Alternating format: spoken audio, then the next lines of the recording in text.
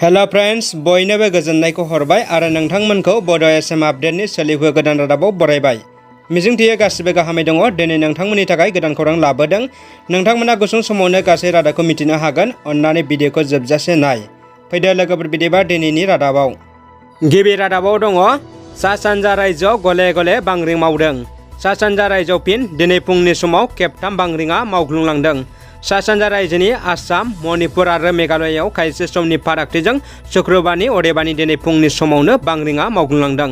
National centre four सेस्मोलजिआ फोरमायनाय बायदिब्ला आसामनि तेजपुराव मिरु खालामनानै 4.1 मेगनेट्युड गोहोनि बांग्रिंआ मावग्लुंलांदों। मणिपुर रायजोआवबो 3.0 मेगनेट्युड गोहोनि बांग्रिंआ मावग्लुंलांदों। बेराफारसेथिं मेघालय रायजोआवबो 2.2 मेगनेट्युड गोहोनि बांग्रिंआ मावग्लुंलांदों। नैथि रादाबाव दङ भारतनि मिरु रैखाथि मन्त्रि राजनाथ सिंहआ कामाख्या थानसालियाव दावबायफैदों। मिरु रैखाथि बिफाननि मन्त्रि राजनाथ सिंहआ आसाम रायजोआव दावबायफैनाय लेखा दिनै फुंनि समावनो कामरुप जिल्लानि नीलाचल हाजोआव थानाय बिमा कामाख्यानि थानसालियाव दावबायफैदों। मख'थावनादि रैखाथि बिफाननि मन्त्रि राजनाथ सिंह बिथाङा थांनाय बृहस्पतिबाराव लखिमपुर जिल्लानि सा सानजा रायजोनि सिमनाफोराव गं 12 लामा लुफुंनायनि खामानिखौ जागायना होयो। बिथाङा दिनै कामरुप जिल्लानि बेन्दोंआव थानाय नीलाचल हाजोनि बिमा कामाख्या थानसालियाव दावबायफैयो। मख'थावनादि मिरु रैखाथि बिफाननि मन्त्रि राजनाथ सिंह बिथांजों लोगोसे आसामनि गिबि मन्त्रि डक्टर हिमन्त बिश्व शर्मा बिथाङाबो दावबायफैदों।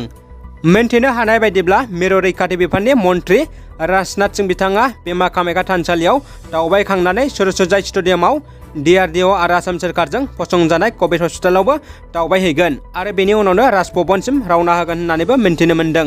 राजखान्थिनि दुंबुर खौरां। कंग्रेसनि MLA आरो गागि दैदेनगिरि रुपज्योति खुर्मीया MLA रिजाइनेसन होनानै कंग्रेस दोलो एंगारबाय। आगुनि कंग्रेसनि गोख्रों दैदेनगिरि लोगोसे MLA रुपज्योति खुर्मीया दिनै आसाम एसेम्ब्लिनि स्पिकार मानगोनां बिश्वजित दैमारनि आखायाव गावनि MLA नि रिजाइनेसन लाइजामखौ गथायो। बिथाङा कंग्रेस दोलो नागारनायाव दोलोआ हाजासे खहा जासिगोन होनना मिथिनो मोनदों। खौरांनि बायदिब्ला रुपज्योति खुर्मीया थाबैनो BJP दोलोआव जइन जानो हासिगौ। मख'जाथाव गोनांथार बाथ्राया जाबाय रुपज्योति खुर्मीया एकमात्र आदिबासी साहा जनगोष्ठीनिफ्राय सासेल' कंग्रेसनि MLA मोन। बिथांनि उनाव कंग्रेस दोलोआव सासेबो आदिबासी MLA गैला। कंग्रेस दोलो नागारनायाव बिथांनि फारसे गोबां सोंलु खालामदों आगुनि बारग' गिबि मन्त्रि रुंसारि तरुण गगैनि फिसाज्ला MP गौरव गगै बिथाङा। भारतारि सुबुंनि बुहुमाव गोदान जारिमिन। मुलुगनि टप 5 बिग माल्टिनेशनेल टेक्न'लजि कम्पानि माइक्रसफ्टआव भारतारि सुबुंनि गोदान जारिमिन। मुलुगनि दोहोनि सुबुंफोरनि फारियाव सिगां जायगा आवग्रिनो हानाय बिल गेटनि मुंदांखा माइक्रसफ्टनि CEO भारतारि सुबुं सत्य नाडेलानो चेयारमेन मासिखौबो होबाय। भारतारिफोरनि थाखाय बेयो गेदेर बाख्नायथाव खौरां। सत्य नाडेलानि गोजौ बिबान मोननायखौ भारतनि आयेन मन्त्रि रविशंकर प्रसादआ गाहाम हामलायनाय हरदों। दानिया फैदो गुबुन मोनसे खौराङाव। मिरु एबसुनि बिथोन बायदियै जिल्ला दखरा आरो दालाइ एबसुआ फरायसालिफोरखौ सिबस्रांना साब-सिखोन खालामदों।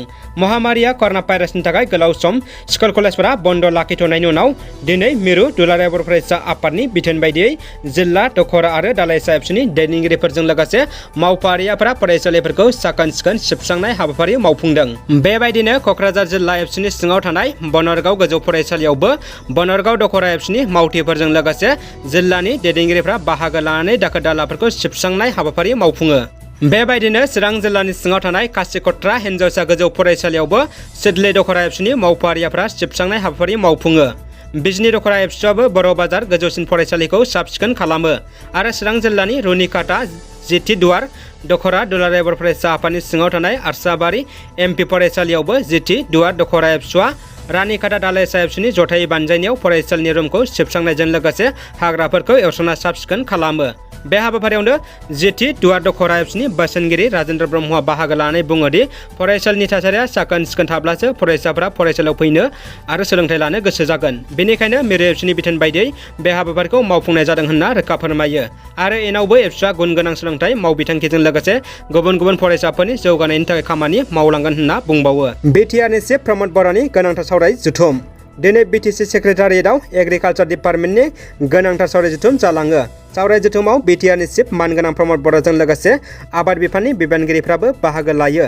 BTRनि आबादखौ माबोरै जौगा मानदान्दानि खालामनो हायो आरो गोबां जेंना जेंसि आबादारिफोरनि मावनो गोनां रांखान्थियारि जौगाखां गासै बिथिंखौ लानानै सावरायदों होनना BTRनि चिफ प्रमद बर'आ मिथिहोदों। चिरां पुलिसनि जाफुंसारनाय। बिजनीआव फिन सासे ड्राग्स फालांगिरिखौ हमदों। चिरां जिल्लानि बिजनी कवाटिकानिफ्राय ड्राग्सजों लोगोसे सासे ड्राग्स फालांगिरिखौ हमदों। मोनसे स्रोद सुलुंनि गेजेरजों चिरां पुलिस आरो बिजनी पुलिसा बिजनी कटिकानिफ्राय गंसे नखराव सिग्रोमनानै 70.30 ग्रामनि ड्राग्सजों लोगोसे सासे ड्राग्स फालांगिरिखौ हमनो हायो। हमनो हानाय ड्राग्स फालांगिरिखौ आब्दुल गनि होनना पुलिसा मिथिहोदों। दानिया फैदो जोबथा खौराङाव। तामुलपुराव 2001 मायथाइयाव लुफुंजानाय गंसे दालांनि थासारिया गाज्रियाव। बाक्सा जिल्ला तामुलपुर महकुमानि बेन्दोङाव थानाय कुमरिकाटा मुसुलपुर थांनो हानाय गोसोम दैमानि सायाव थानाय दालाङा दैज्लांनि अखा एसे हाब्लानो बायफ्लंलांनो हमदों। 113 कौटि रांजों लुफुंजानाय बे दालांखौ थांनाय 2001 मायथाइयावनो रायजो राजाफोरनि थाखाय बेखेवना होनाय जादोंमोन। नाथाय बे लामाया गोलाव समनिफ्रायनो गोथौ गोथौ हाखर जानानै बायफ्लंलांबाय थादों।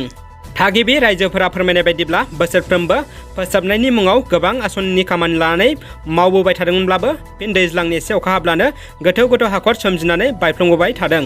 लोगोसे बेवहाय जाब्रबथायजों मोगा मोगि जानानै खायसे सुबुङा जिउ गोमाबायबो आरो गोबां सुबुङा जाब्रबथायजों मोगा मोगि जाबोगासिनो होननानैबो मोनथिहोदों।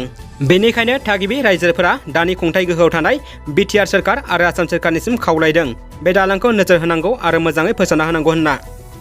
रादाबा एसेनोसै लोगोफोर। भिडिअखौ अन्नानै लाइक, कमेन्ट आरो शेयार खालाम। लोगोसे चेनेलाव गोदानब्ला साबस्क्राइब खालामनो गुरै खावलायबाय। गोजोन्थों।